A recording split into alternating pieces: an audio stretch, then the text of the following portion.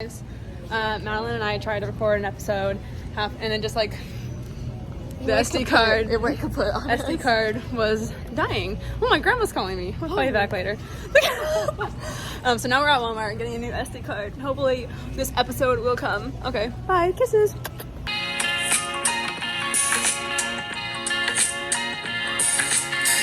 What's going on, everybody? Welcome to Keeping Up with Cash. It is your host, Cash Money Morgan. You guys, oh my gosh, today has been a freaking day. It has been a day. Before we get into anything, I have to plug what I gotta plug. You guys rock. Love you guys per usual. The trucker hats are live on the website, www.keepingupwithcash.com. I'm wearing one right now because I'm that guy. So please go buy one so I can eat dinner. I'm just kidding. No, seriously, if you buy a trucker hat, it guarantees a few things. It guarantees you're less likely to get COVID. Yeah. You're more likely to get hit on or get a boyfriend or girlfriend. Exactly. And what's the third one?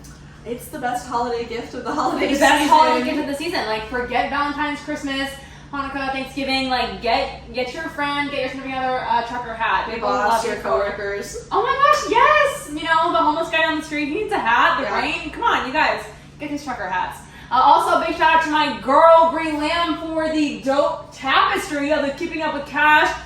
She made this for me. She is just my friend for life. She's awesome. So big shout out to her. Yeah, Brie. We love you, Brie. So you guys, it is time to get into my guest. Everyone, please give a warm welcome to the beautiful Madalyn. We're waiting for the sound effect. We need to tell them what happened. So, Madalyn, this episode is special because it took a fat minute.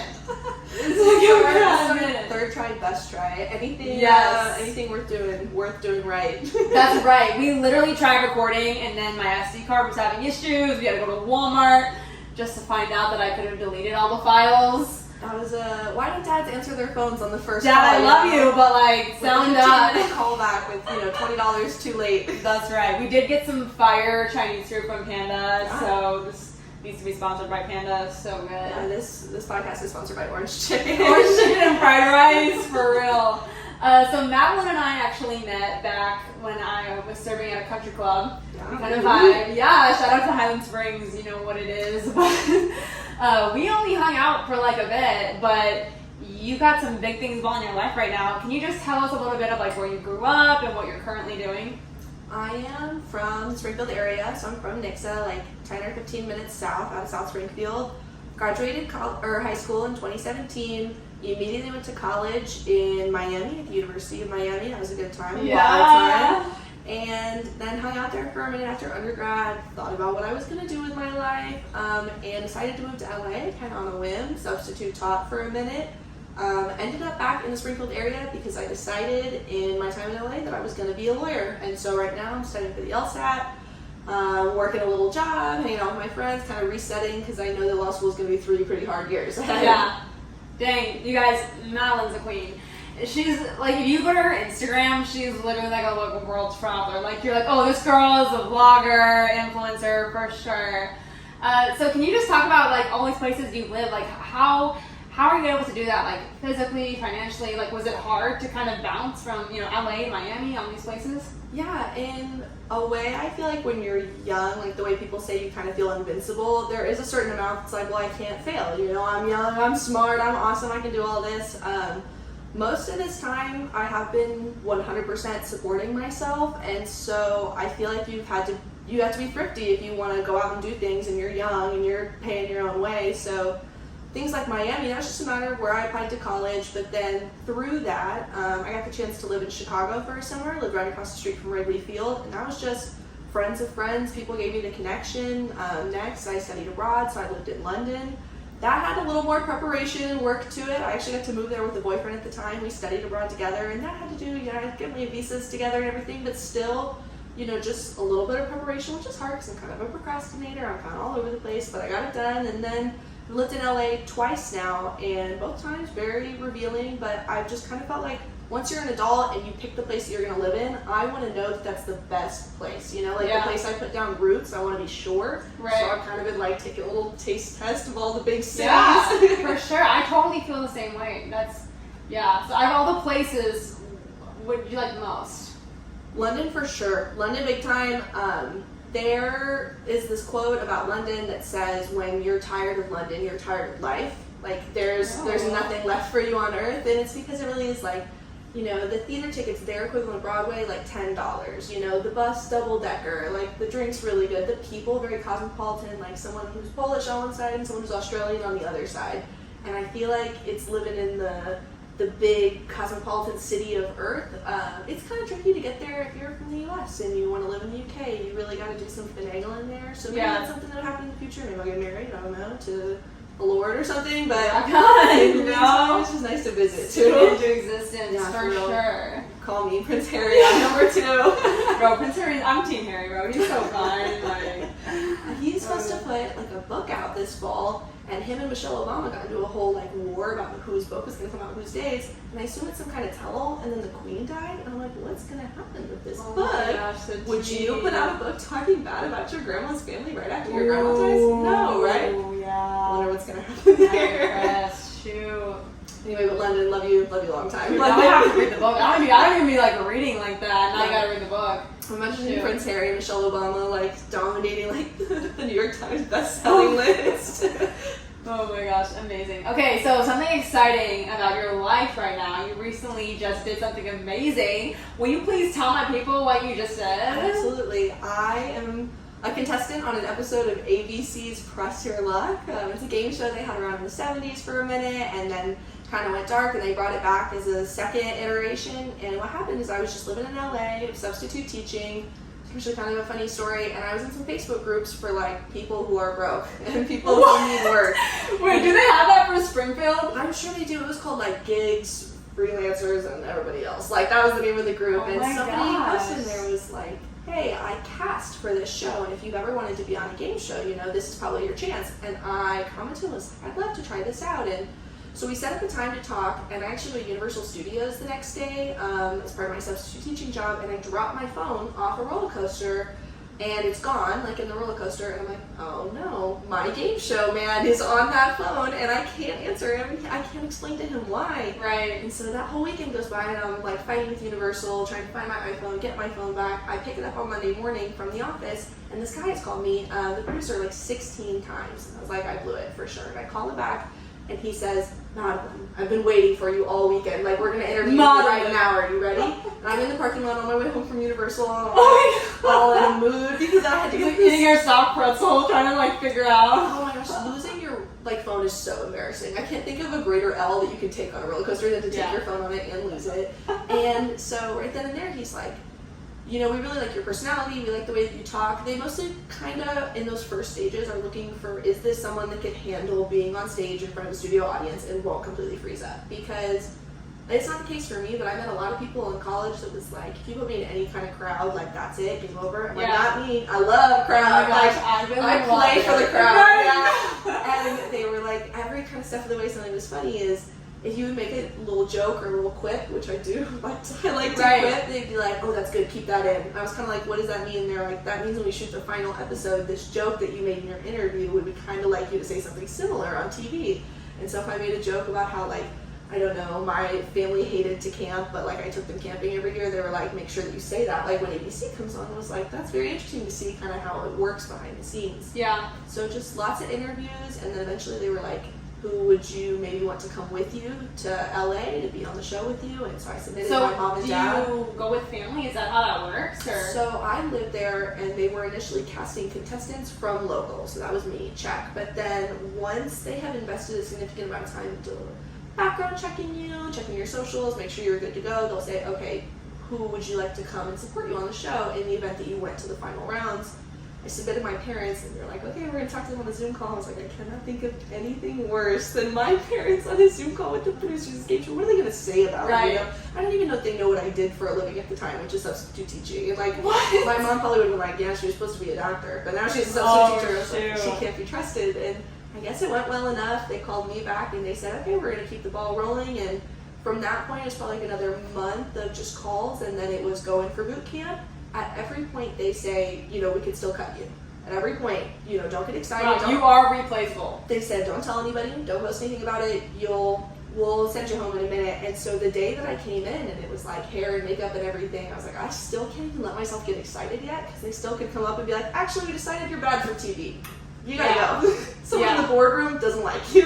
Gotta go. Savage. Yeah, and so I ended up actually did make it, all the way through the show, all the way through playing. Very tense. The van over from the hotel my parents were staying in that morning, all the contestants sitting in one van. And it's like, you're the only people there that day, so it's you three. And luckily everyone was really nice. And right off the bat, this guy who I ended up playing with is like, I just want to let you know, whoever wins, I'm really happy for you. And I was like, it's like, not that I wasn't really happy for those people, but I was like, She was like, I will win and I will destroy you. I didn't, necessarily know for a fact that I would win, but I was like, whatever I do, I'm gonna do gracefully and like mind my own business here. Yeah. The last thing you want is like, you to win, someone else to lose, and kind of like dance on their grave a little bit. Yeah. I didn't want to be like that. Right. So the game was like half trivia, half luck, really. And the trivia part I actually kind of had nailed. I love trivia. I've been going to like bar trivia nights my whole life, my whole college career. I watched a lot of Wheel of Fortune, all that. And I actually, my practice rounds, they told me that I was the only person to ever go all the way through the process who got every single trivia round right in the Zoom interviews. And so I came to the boot camp day, I slayed that. If I do say so myself, I was nailing questions. Slay, girl, slay. When my producer actually came to me and he said, you get kind of an RBF, like kind of a bad face when you answer questions, but you're like a silent killer. She's like, well, someone has to be the villain. I was like, I'm sorry, you're a silent killer, not a compliment. Like, I feel vicious, but they'd be like, they tell you to smile the whole time, be excited, smile, and so I'll hit the button and I'll smile for those 2 seconds I'm answering the question, and then it's back to like death in the eyes. Oh my gosh. And they were like, actually, if you could maintain that level of enthusiasm, that would be good. I was like, I'll try. That is funny. It was, and my parents are kind of the same way, so I had been used to, over the course of a couple of months, being like, for this day, I'll need to be really enthusiastic. My parents got there, it's like, okay, now you need to jump out of your chair and throw your hands in the air, be really excited for me. They're like, are you for real right now? I was like, I'm very for real right now. Go, girl. Yeah. It's like, now hop up, like you really are excited for me. So how many months, was the span of you went through the first phone call with that guy and then to, finally finishing shooting? I probably started the process in late February, I want to say, living in LA, and then probably got in touch with them once a week, and they told me shooting dates were going to be in mid-May, and so I'm substitute teaching this time. I was like, okay, I'm going to take off work from my teaching job to go do this because it's a game show and I want to do it. And they, at that time, said, okay, so we're going to air sometime in the fall. The season starts in July, but there's anywhere from 12 to 15 episodes. You don't really know where it could go from there, so it could be July, it could be October, and isn't that so crazy how when you do a reality show, they just have so much control? Mm-hmm. Even Bachelor Nation, Too Hot to Handle, all these shows, they're like, you sign this contract, you quit your job. I'm like, is there a reality show I can do that's gonna 2 weeks so I can use my PTO? Absolutely. Literally, you gotta surrender your whole life, your social media, everything for this show, and that is wild to me, honestly. I actually thought about that, not really that my social media needed any cleaning up. I normally keep it pretty above board, but it did cross my mind to go back through. I have a really specific spelling of name, and I was like, so if, my profile is public and then I'm on this episode, my name is spelled this very specific way, am I ready for the world to see my Instagram as it is? Yeah. I archived a few things, nothing crazy, but also things I wouldn't want somebody's grandma to see. Yeah, for sure, yeah. And it overall was a really good experience, but the high of doing the show, I wouldn't take it back for anything. I'm so glad I did it. But the high of doing the show was very tempered by, I actually didn't know if my episode was ever going to come out. And even right now as we're talking, it was supposed to be on last week, and then the Queen died, and ABC cleared their whole schedule for the night. It was like, everything's canceled. And they called me and told me that. That was nice. They're like, we don't know when it's going to be on. It will be on, but we don't know. And it's like, it's almost like this cosmic joke that the episode itself will never actually come out, and no one will ever get to see it. It's like I made it all up in my head. Yeah. They released photos to me this week though, and that was really nice because I was like, you weren't allowed to have your phone. It was a van from the hotel to the studio, and then it was everyone needs to be triple vaxxed, everyone needs to be COVID tested every day, masks everywhere, and then phones in triple vax sealed Ziploc baggies. Bro, I'm never again. It was a real tight ship that, LA was Oh my very much like that for a goodness. long time. I want to say even LA has like loosened, but I worked in a school and then did the game show thing kind of on the side. In both places, it was like very stringent COVID regulations the whole time, all the way In the until like schools, too? May of this year. Yeah, I worked at a charter school, and so they had a little bit, I'm not saying more money than public school, but they had a little more resources. And so this Tuesday you got tested like clockwork, and I was like, okay, Every Tuesday. as long as I don't have to go pay for my own test, I don't really care what Wow. you guys do. But that school also was really interesting because in LA it was like an all outdoor school, and it was very non-traditional. And LA, baby. Yeah, LA. Oh my, Kickapoo could never. Mixo could never. Like, MSU's like gray brick stone campus. Yeah. oh my gosh, that is funny. So what was your favorite part about doing a game show and having an experience like that? I definitely want to say the host was Elizabeth Banks, and I don't really have anything to say either way, whether she's extra nice like you'd expect, but she just was a real professional. And as a woman, I felt like you are a boss. She would like wear little slippers in the off takes and then bam, stilettos for the take. Yes, she queen. would snack on little Skittles, and like she always had an assistant bring in her little Skittles. Her hair, her outfit, her makeup artist were the bomb. And on top of having basically the whole show memorized, because she's just spouting a lot of that right off the brain, she also still kind of took time to be invested with you in that moment. And I was like, I can only hope to be this kind of entrepreneur someday. Like, this woman's killing it. And on the side, she directs, she acts, she does everything. And Wow. I kind of feel like hosting a game show would be a good gig. It's like you just show up these 5 days of work and bam, Yeah. you're It's like corporate. America's like, game sweetheart. show. Yeah. Yeah. I'm sure that's what they think of as like, instead of going and shooting a movie in Australia, it's like, I'm just going to pop over to Culver City for a couple days and make $1 million for the Practice season. Steve Harvey. Like, He's got like multiple shows going on. Oh, He's yeah. collecting a check. How does one?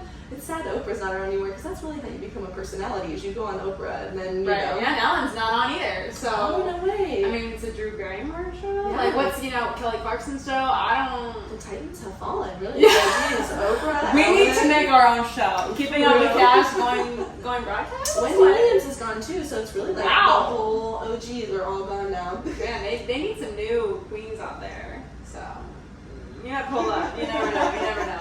So are you friends with any of the people that you're on the show with at all? Like, talk to them at all or no? For a hot minute, I didn't have their last names. Honestly, to tell you the truth, I have been creeping on the Press Your Luck Facebook pages. And Like, they don't Instagram even. pages. You can't like tell each other your names or anything. So I didn't have anybody's last names. It wasn't necessarily they said we couldn't. It was that the energy was tense. And it was like, we're all getting ready to go up for like 500K. I don't think anybody really wants to get too social. Yeah. But in stalking the Facebook pages, I saw one of my other contestants comment the other day. Someone was like, Okay. Elizabeth Banks looks so rude. I would never want to meet her. And LaShondra, who's one of the contestants, LaShondra was my girl, she commented and was like, I actually enjoyed every single moment that I spent with Elizabeth Banks, and why don't you think before you speak? And I was like, yes, LaShondra. So now I know who she is on Facebook and everything, and I can find her if I wanted to, but I won't say anything about my episode, but I don't know that the way things turned out, everyone would necessarily want to be like friendly. Gotcha. I'll have to watch and see. I'll tell you about that. Yeah. So do you have any advice for anyone? Okay, I guess me. No, I'm just kidding. I guess for someone who would ever want to be on a TV show or a game show like that, like, do you really feel like you would have to move kind of to a place like LA, and probably have all those certifications to get on? Do you feel like people have open chances and then just going to Netflix and applying online? Like, what are your thoughts on that kind of process? I really have two separate things. The first is that they really categorize when they are casting for locals and when they're casting the whole country. So even though at the time I was a local for Press Your Luck, tons of other people were coming in from like Michigan, Washington State, and the way that must have worked is the way that I applied happened to be through someone who, probably for budget reasons, is like, we're going to get at least 10 people from the LA area so we don't have to pay for flights and hotels. But then those other people, I'm sure, just applied on the website or to any old casting call because they flew them all in from wherever they were from, which I thought was really nice. So my advice is there's going to be lots of stuff that's, locals only, New York only, LA only, but there's also tons of stuff. I know Jeopardy, Wheel of Fortune, do the whole country. So just make sure you're applying for the right one. And then the other thing about getting on a show is this kind of cross applies to all reality TV, Bachelor, Love Island, that kind of stuff, is on the one hand, if you look at me in January, I am like an underemployed college student who hasn't done anything in my major, who is like, you know, no claims to fame, like really nothing to speak about. But then on the other hand, I am somebody who recently graduated, really likes to travel, and started substitute teaching in California, literally just to fill the need for teachers, like not for any other special reason. And when I kind of repackage myself that way, I'm not saying I lied about anything, not always 100% the truth, but there's definitely a way to spin it. It's like, am I some bummy 23-year-old that doesn't know what I'm doing with my life, or am I someone who's like just figuring things out? And that package was a lot more sympathetic, I felt, to the TV audience. A lot more, they had a lot more questions for me that were like, oh, what do you think you're going to do next? Whereas I feel like if you just kind of said, I don't know what I'm doing right now, you maybe wouldn't make it as far along the road. So it doesn't mean you have to change necessarily whatever it is you do, but think about kind of how you pitch yourself. And like make sure you're giving the best pitch, because it really helps them sell you to the network and sell you to the next step up the ladder. I mean, it's all about marketing, and it's perspective. I mean, even things in your life, you can be like, oh, well, I'm alone right now. No, I'm focusing on my career, I'm focusing on the things in myself that need work, like just in general, you have to be able to say a lot. I'm in like a rebuilding phase. That's like what football teams say after all their seniors graduate. For the past like 6 months, I'm in a rebuilding phase actually. Oh, me too.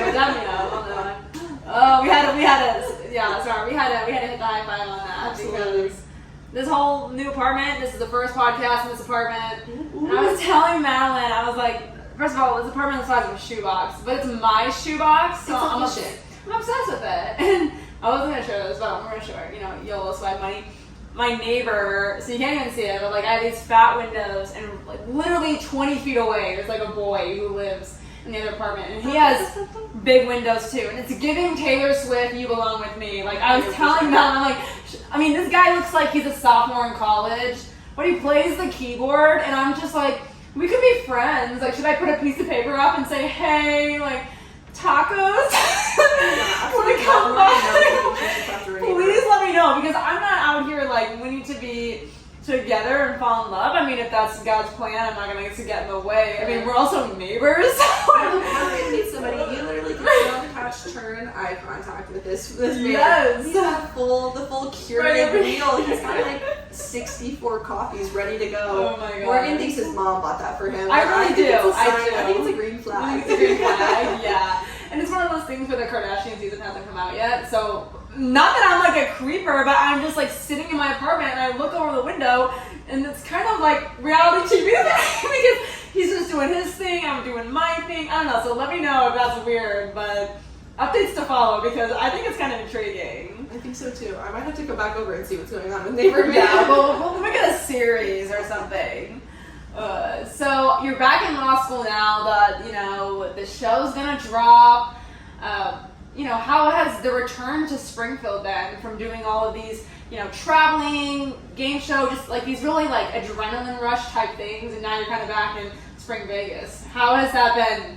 I had such a complicated relationship with the Springfield area when I was a teen and I was leaving. I had, you know, I was like, everyone in this town is the same, like the same kind of things that you hear, you know, going to college in Springfield. And I'm sure you honestly got kind of even a different perspective that I was like, it's too small town and there's nothing here and like, you know, you can't even go to a Trader Joe's, whatever, so straight up. And so when I moved to Miami, I literally was going to the place in the United States, like the farthest possible place in the continuous United States. I was like, where's a 25-hour drive away where no one can ever come get me? And I now, in this time, you know, like prodigal son returning home, it's safe here, it's beautiful here, there's still so much green space. I feel like other cities in the United States are really taking their green space for granted and they're just like developing. Springfield's a little guilty of that too, but my drive home to Nixa, it's like you're in the middle of the Ozarks. Yeah. You know, it's so beautiful. And I like that you can hear the bugs at night. I like that you can see the stars. This all sounds, you know, so old-fashioned. But you said you like camping, so I mean that makes sense. Absolutely. And something I also took for granted the last time I was here, and I honestly think it's improved since I've been gone in the last 5 years, is there's a real community for you in Springfield if you look for it. And when I left, I kind of thought, you know, maybe things were like a little old-fashioned, and then things in LA and then Miami were too new-fashioned. That was like a little on the other side of the extreme. But when I got back here, it was like, oh, there are people who like the same music and movies and books as me. They just happen to be in different parts of Springfield, or they're college kids and they only come in town during the year or anything like that. That there's good here if you look for it. and I was just kind of painting everything with one brush, and I love Springfield so much more now as a 23-year-old than I did when I was leaving when I was 17. Yeah. Wow, that's good. It is really good, and I still don't necessarily know that I would settle here, but it's more so because Springfield's a little cut off from the rest of the world. Even like, if you want to go to a big city, you always have to connect at Springfield's airport because it's only like a regional airport, and so I always think wherever I'll settle, I kind of need to be, 30 minutes away from like a Chicago or an Atlanta. Yeah, I feel the same because way. traveling is that important to me that paying this like extra $250 for flights out of Springfield is not worth it. And there's no train here. That's my big pitch, is that there's no Amtrak in Springfield. Amtrak, where are you at? Yeah. And they just discontinued the bus service to St. Louis. I was like, the Greyhound out of. Yes. Are you sure? Because I went to that gas station. You know what I'm talking about, the Flying J. I know exactly what Bro, you're talking hear me about. out. Don't ever go there. Like, do Bro. not ever go there if you want to come home safely.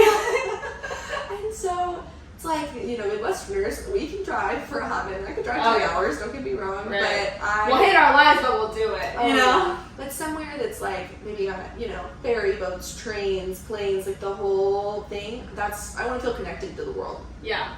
And part of the reason that I traveled so much, you gotta like come home and give thanks back to Missouri at the end of the day, because if I hadn't been from here, I always use the example of kids who go to my college in Miami. Kids from like this little pocket of the East Coast are so bad at geography. They don't know where Missouri is. They don't know that Missouri is a state. They don't know their capitals. They don't really know where Montana or Idaho or Iowa or any of that stuff is. I'm a whiz with geography. And so I feel like if I hadn't been from here and had such like a beautiful, comfortable, safe upbringing, that I wouldn't have felt safe, like going out into the world, spreading my little like baby bird wings. Right. But it was a gift given to me. Like, Missouri, it's quaint, but it's also got like a real fighting spirit, and I feel like that has served me really well in traveling so far. Yeah. And I think what you said was really strong about, you're back here now, you've had these experiences, you kind of have to re-navigate, well, what is Springfield now as someone who's studying to go to law school as a, you're 23, right? Yeah. 23, yeah. But I feel the same way, like, when you come here for college, and, at first college was like church camp, you're excited, it's such a vibe, and then you graduate and you're just like navigating, you don't know what you're doing, you might live in a place you don't love, you might have a job you aren't sure about, and like now, at least for me, you're doing things, your second year out of college, you're doing things that you like to do. Mm-hmm. And whether it be, new crib, your job, podcast, no matter what, and even in the social aspect, like maybe you're not going out, maybe you're not, you don't have college anymore, so you don't have all these events. You have to figure out what kind of social group you want to be a part of. You have to do things, and I'm so weird. I love doing things alone, and I don't always like to, but I'm like, okay, my boss needs me to be at this like random event. I went to a random, this is so bad, but my boss was like, yo, we need someone to be at this charity thing. Can you pull up? And I'm like, sure. And Should I dress? Yeah, no. I was like, what should I wear? He's like, I'm just gonna wear like polo and jeans. And I'm like, okay. It's literally like a sheriff, like military banquet. Ooh. So I have these glitter sparkle heels on, Ooh. cargo pants, and like a black like one. It's the cargo pants that sets that off. Oh my gosh! The whole thing was. I walked in late, obviously, and I mean, we're talking prom dresses. Like people were so fancy, and I didn't fit. But for me, I was like, you never know who you're gonna be. Mm-hmm. You never know what kind of networking. Like I will go to networking events by myself because you're here to meet people. Like you're here to make friends, and I think we need to learn to have a confidence where it's like it's okay to be alone. It's okay because people are just people. Like, hey, what's up? Yeah. Oh my gosh, I love your shirt. Like it's that easy. Like, I dropped off packages today at UPS, and the girl was just getting my stuff, and I was like, yeah. I said, yeah. Like this is some merch for my podcast. Like whatever. Business card. No, I literally gave her a business card. And she was like, that is so cool. Oh my gosh. And I was like, thanks, girl. Catch you later. Like it's just that easy, and so.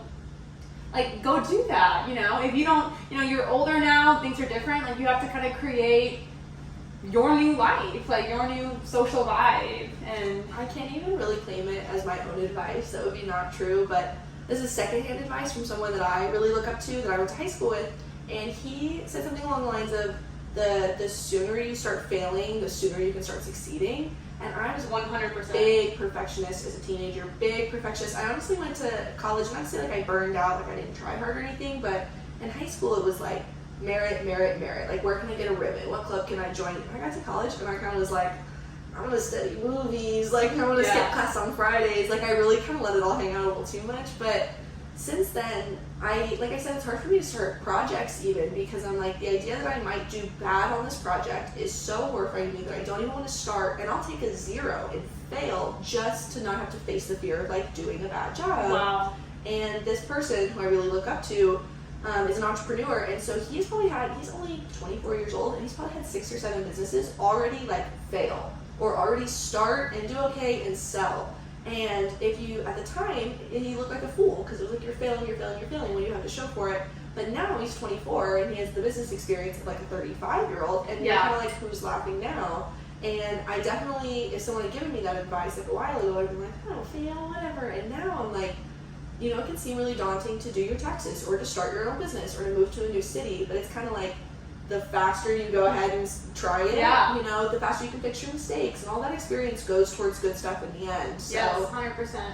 Yeah. And even I talked about with the podcast, I'm like, there's, you know, we don't get 1 million views, you know, it's not like I've sold all my merch, like all these things, and it's so easy to be like, I am obviously not as good as so-and-so, I'm obviously not as good as this, but it's like success comes with consistency and failing.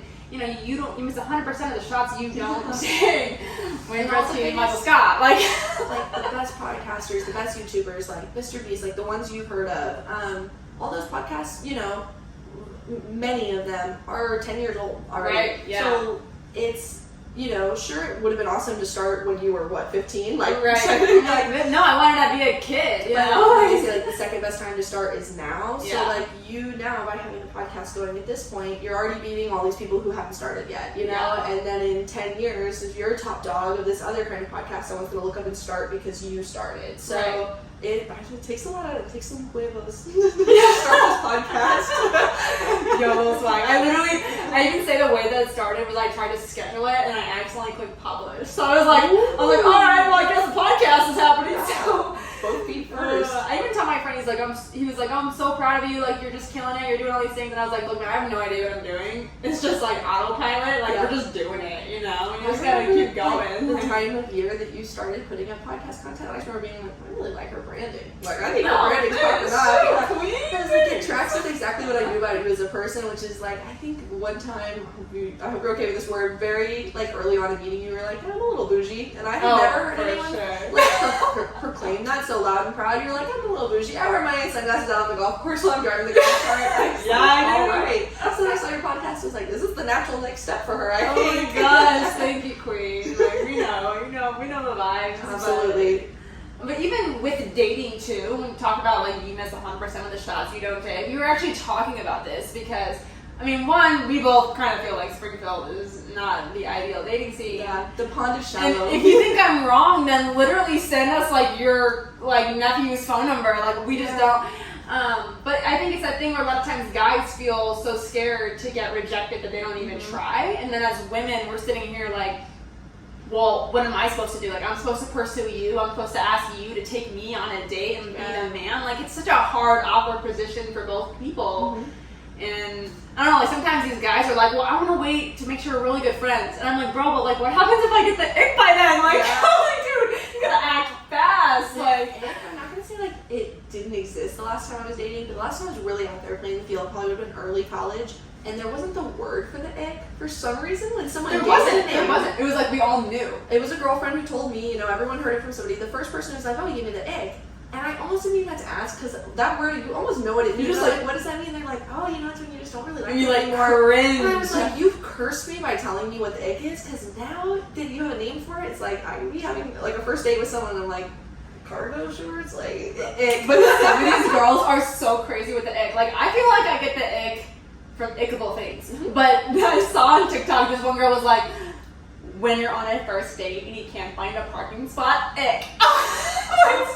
Specific. Like, what? Well, and at least for me, I don't know how it is for everybody, I don't come back from the ick. The ick is permanent for me. I kind of thought that's what it was implying. So it means that they have done something that is such like a weird left turn from what you thought they were. I'm done. I'll have girlfriends, you know who you are, who like get the ick and then recover and date them for a little while longer and then get the ick again and then recover. And I'm like, So it wasn't really like an ick. Like if you still stayed over that night, was it really an ick? Okay, but like you can get icks in friendship. So that's what I'm saying is like if if one of my guy friends like does something and I'm like, ugh, like you ever just like roast them right then and there. Sometimes I don't even let it turn into an ick. Sometimes, but then I'm gonna get it back. And I'm like, oh, I'm just gonna like I'm not gonna call anybody out, but personally I think driving a Prius is interesting. Getting your catalytic converter stolen, big ick. What? That's never going to the doctor or dentist. That is an ick. That's I don't know. I'm like, what? How do you know you don't have 16 cavities? Because you could. You don't know for sure. If I can think of that's funny. People, I heard this one a long time ago. It's just like no judgment necessarily if you don't like to read, but I heard one that was like if you don't have a single book in your whole house, like what's going on. And I guess like I went through big phases in my life where I didn't read. I get it, but I always have just like collected stuff. I mean, I got the Bible. Yeah, for real. If you don't at least have the Bible, like refix your priorities. You get one for free anywhere. Just go and ask your neighbor. Yeah. Okay, so out of all these places you've been to, like how the men, I mean, was dating fire in Florida? Was it cool in LA? Like or is what was the best place, I guess, for the dating scene? I kind of dabbled a little bit in most of those places.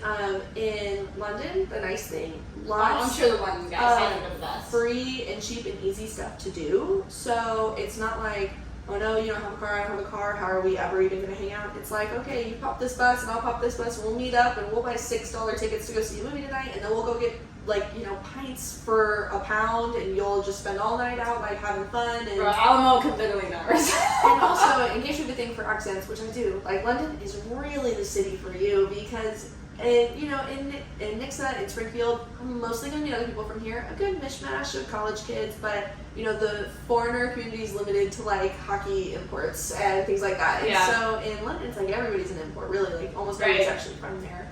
Miami is a similar way. Lots of people are from there, but huge like immigrant population, and then even within the immigrant population, it's like being from Missouri, I never met anybody from Nicaragua or Honduras, like things you wouldn't really expect. In Miami, it's like every single like food, language, like dance style that you can think of, and so when you're dating, it's kind of like what did these like different backgrounds bring to the dating experience? And like some people that I dated, for example, would be really traditional because maybe they came from a background that was really traditional. And then when you get out to LA, it's kind of like I'm the alpha in this relationship, and like you are the beta to me. But the nice thing about LA is lots of artists, lots of musicians, lots of comedians, lots of beautiful scenery. Beautiful scenery is very romantic, but they're honestly dating scene in LA, I think like toxic wasteland. Like you almost have to bring your own boyfriend to LA. And influencers say that. Maybe you can find one there. Yeah. Because imagine like you're going out with somebody for a long time and then you find out that you are just like a joke for their stand-up routine, or you find out that they're just like using the experience with you like for a song or something like that. Little honey. I'm just kidding. Tana Mojo makes a professional career out of doing exactly that. Or even if you're like in that influencer community, it's like you're just using the same pool of people. That was the number one advice I got before I got out there was, people are gonna don't date very jolly. For real. Or hairstyles, I guess now at this point.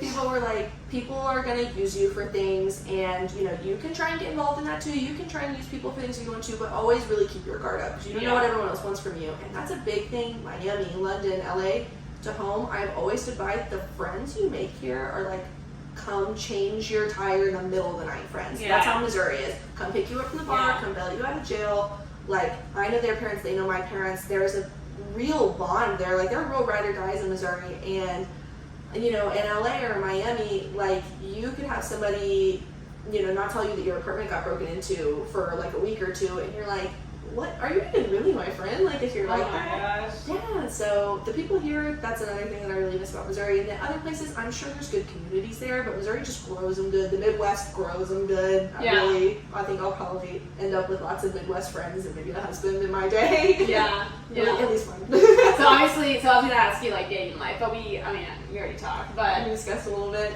Tell the people what they want. Like, should they slide, or? I'm just kidding. You know what? You can find me from Morgan. I'll be blonde the next time you see me, so try and see if you can recognize me.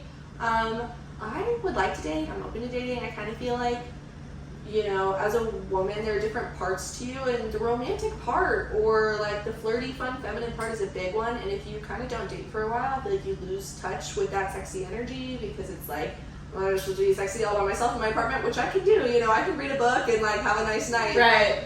We talked about how like physical touch is a big thing, and having been single for so long, I have readjusted. But I just remember what it was like when you do date someone. It's like to just have someone always to hold your hand and things. It's tough out here. Yeah, being actually, like in your work bag and being healthy. Yeah. And I mean, I can be alone. You can be alone. But it's almost like I don't want to be toxic. I don't want to use anyone. But man, like I just want to have one night where I just like flip my face off and have good banter and have it be like so exciting. Yeah, you know, like the connection for one night. Like, I'll share a funny story about that. That one time ever have I gone out in Springfield and had like a really top-notch meet somebody out at the bar experience. He was really cute. His name was, I'm gonna say his name. His name was Tim, and he was tall. And I ran into him maybe at Finn's. And he had a nice voice, we had a little chat back and forth. Right. Cute. So I gave him my number, and I was like, he's gotta go with his friends, I gotta go with my friends, we'll make plans. I was in town for a week or two. So he leaves me a voicemail the next day. It's like, very sexy, Madalyn. Like, it was so good meeting you last night. And I was like, I actually just went back out of town to Miami where I live. And he was like, oh no, I'll be in Miami in like a month. Hit me up and we'll hang out then. So, oh wow, okay, this man made a plan. All right. He was like, actually, my business trip got moved from Miami. I'm actually going on a business trip to LA in a couple more months. And I was like, no sweat. I'm actually moving to LA in a few months. We can meet up there. And he was like, okay. So then a couple months later, I never bugged him or anything, but I thought there's a little thing going on here. I hit him up and I say, oh, I finally moved back to LA. Oh, no, don't tell me he's married. When's your business trip? And he's like, actually, like, I changed jobs and now I'm going to Nashville. And I was like, dude, I'm going to be in Nashville in like 2 weeks on vacation.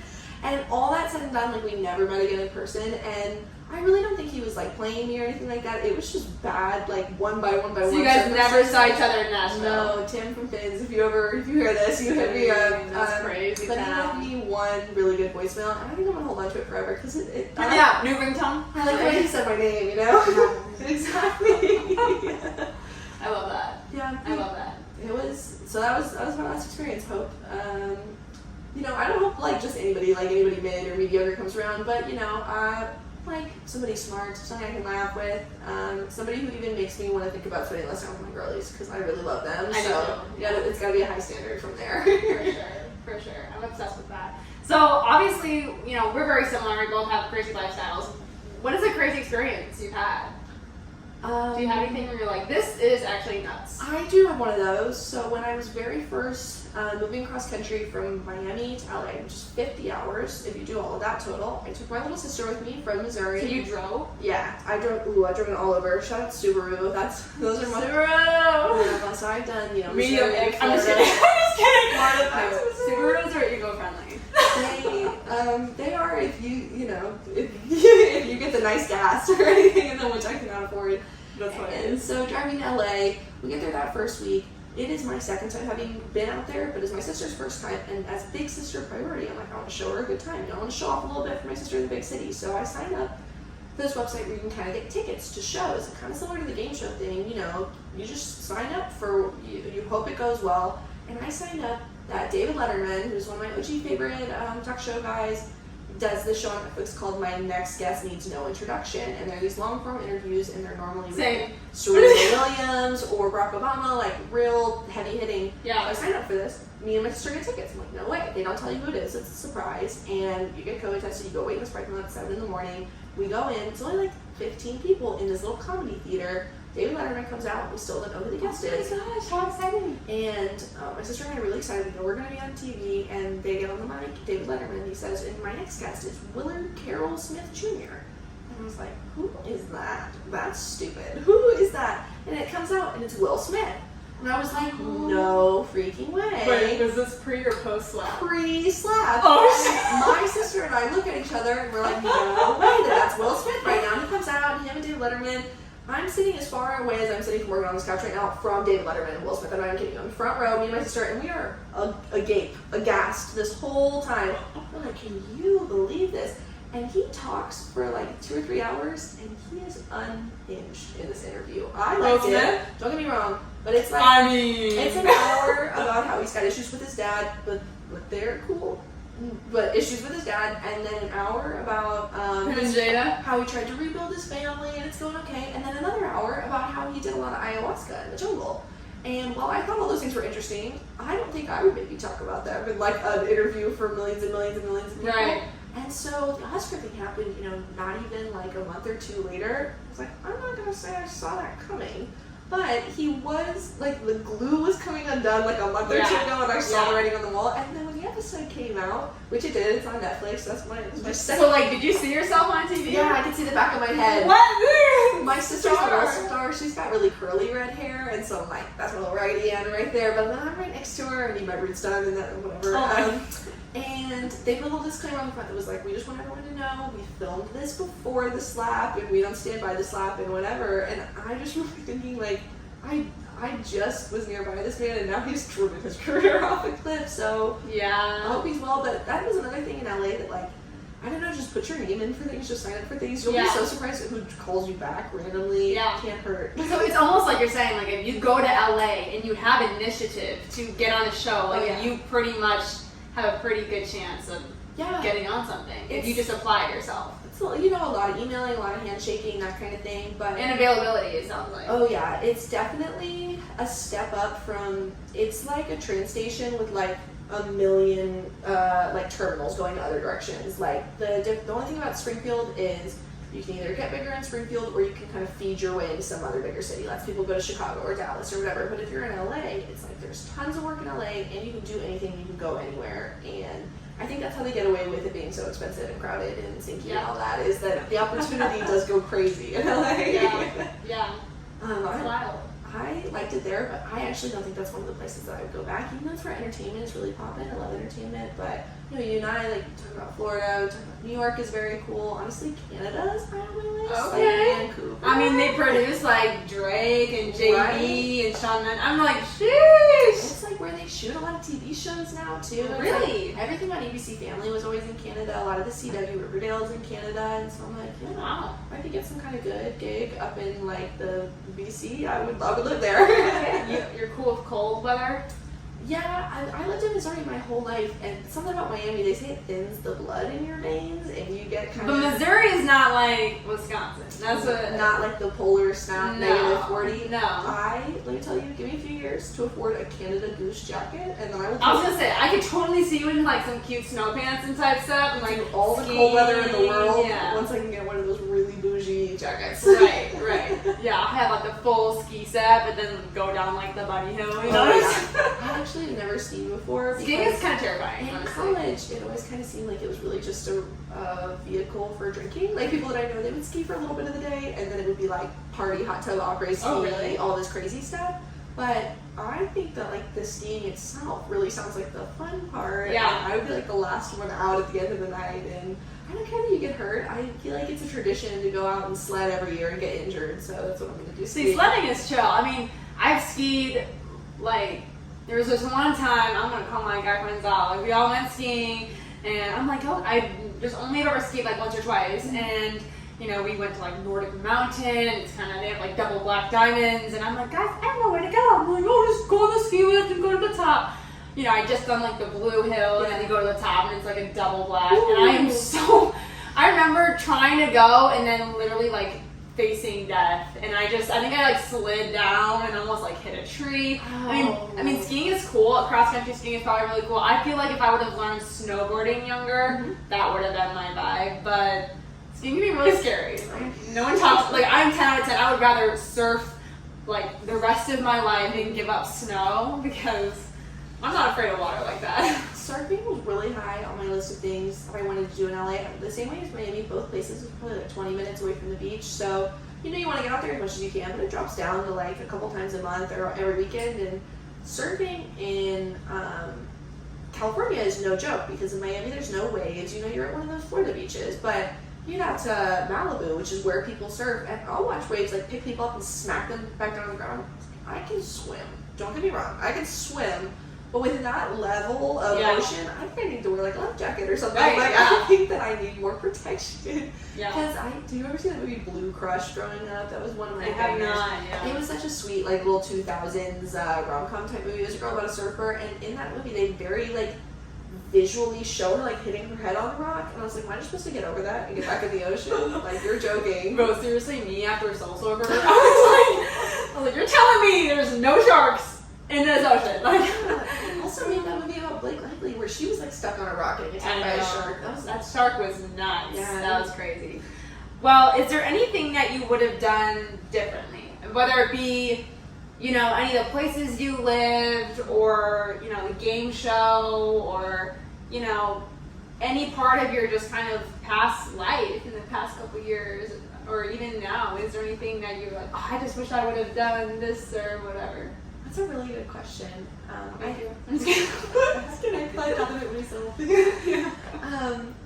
I would definitely say, in this day and age, it's really easy to be closed off. And we were talking about this a lot, that even if you just go out in your hometown, like, are you open to meeting new people, or are you always kind of like turn back towards your friends? You know, love my friends, but throughout my travels, all the places I've been, all the hostels and the plane rides and everything, by all means, mind your own business, I get it, but you have no idea, like, some person you could just talk to next to you at some restaurant could be like, oh, you know, come visit me and my family home in Sweden, and then I'm going to go to Croatia next week, and you should come with me there, and I'm going to drive my school bus that way, and so many cool experiences arise out of just kind of taking the leap to talk to somebody, and you'll know when the opportunity presents itself. Don't just, like, go, you know, up to anybody, be safe, obviously, but it's amazing how much people just want to feel, like, touched, like, emotionally touched. Yeah. And if you could be that person for them that's like, no one's talked to them all day, and you're that person, you have no idea, like, what wonders that can do for you and for that person.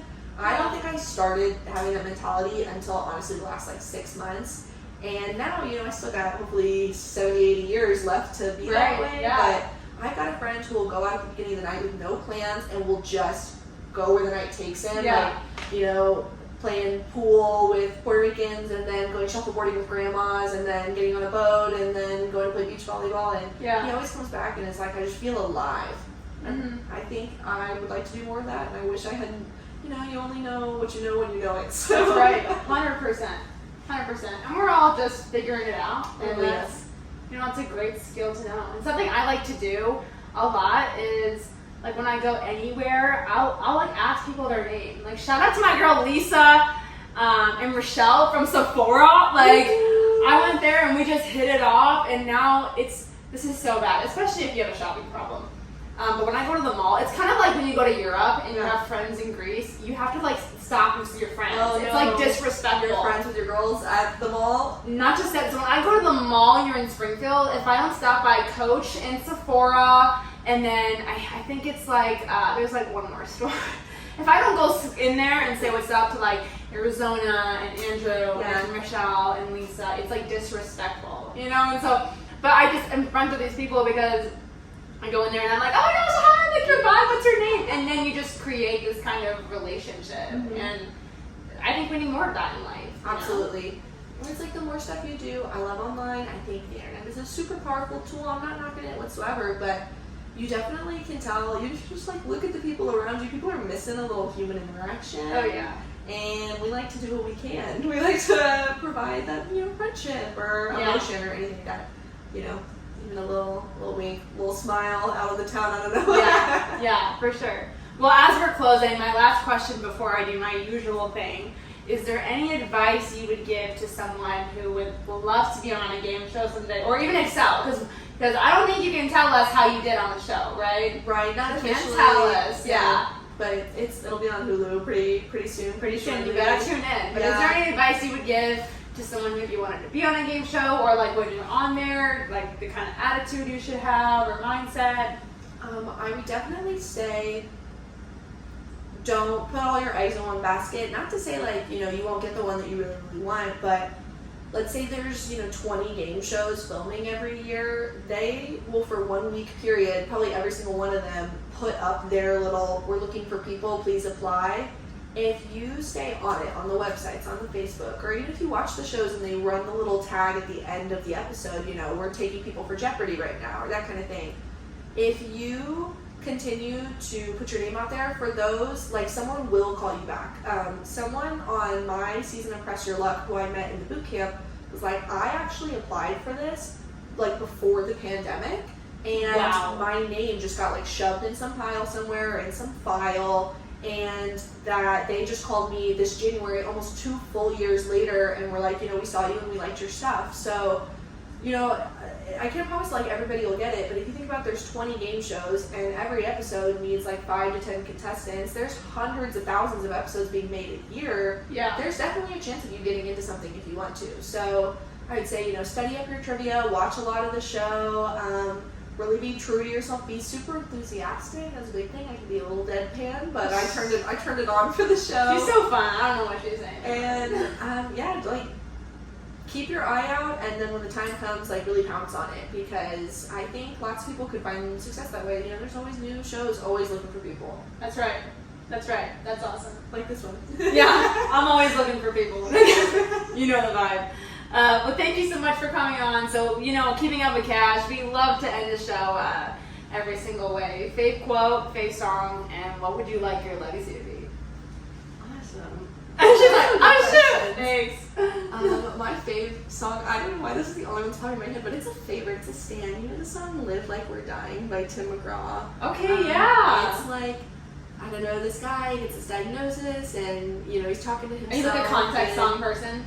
Yes, and that he's like, what would you do if you knew like your time was running out? And this whole song is like, I would ride bulls, and I would come home and kiss my sweet wife, and like all the things that you would change. And then the song's kind of like, why wouldn't you just do those things anyway? That song is epic. If you ever been like post float trip, coming home on some back road and the windows are down, and that song by Tim McGraw comes on, even my most city folk college friends would bust down to that Tim McGraw song. It rocked so hard.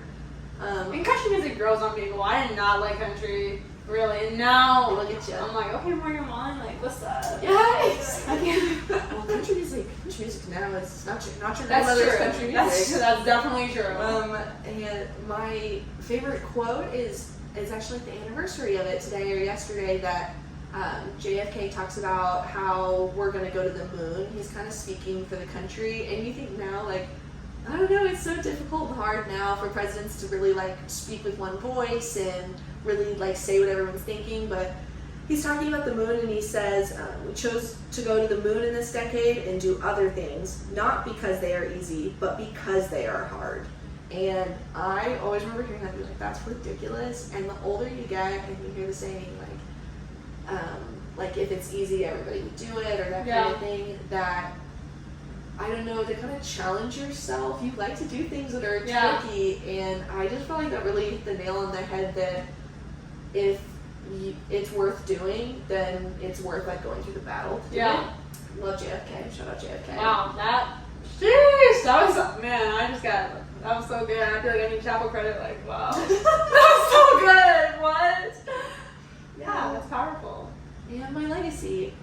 I have had a lot of trouble like thinking about this lately, especially when you're applying for law school.